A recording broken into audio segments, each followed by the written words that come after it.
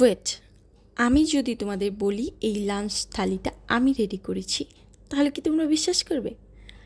অনেকেই ভাবো যে আমি কোনো রান্নাবান্না পারি না, শুধু বসে বসে খাই আর ঘুরি ফিরি। তাদেরকে বলছি আমি সব কিছুই রান্না করতে পারি।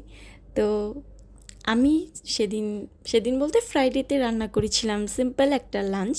কিভাবে লাঞ্চটা রেডি করেছিলাম সেটাই শেয়ার করব। তো হ্যালো সবাইকে, কেমন আছে সবাই? আই হোপ সবাই অনেক বেশি ভালো আছো। তো আমি চলে আসলাম নতুন একটি ভিডিও নিয়ে। আমি সেদিন ফ্রাইডেতে রান্না করেছিলাম চিকেন কষা আর সাদা পোলাও, সাথে একটা স্যালাড করেছিলাম আর সাথে বেগুনি ছিল। তো কিভাবে করলাম সেটাই দেখাবো।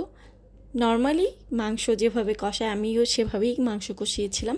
বেসিক যে স্পাইসগুলো, আদা রসুন পেঁয়াজ, তারপর হলুদ গুঁড়ো, জিরে গুঁড়ো, ধনে গুঁড়ো সব কিছু দিয়ে আমি ভালো করে মশলাটা কষিয়েছিলাম।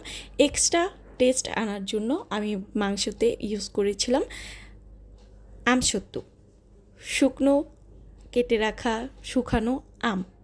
সেই আমগুলোকে আমি কষানোর সময় একটু ইউজ করেছিলাম, এতে মাংসের টেস্টটা অনেক বেশি আসে, ভালো আসে, যেটা আমি ফার্স্ট টাইম ট্রাই করলাম। আর সাদা পোলাও তো অ্যাজ ইউজুয়ালি যেভাবে মা কাকিমারা রান্না করে আমি সেভাবেই রান্না করেছি।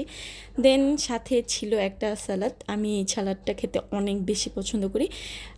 পেঁয়াজ, তারপর শসা, সাথে টক দই আর শুকনো মরিচ ভাজা, একটু বিট নুন আর সাথে নুন, খাবার নুন। এই তো সিম্পল একটা লাঞ্চ। তো বলো কেমন লাগলো আজকের জন্য, এটাকে বাই।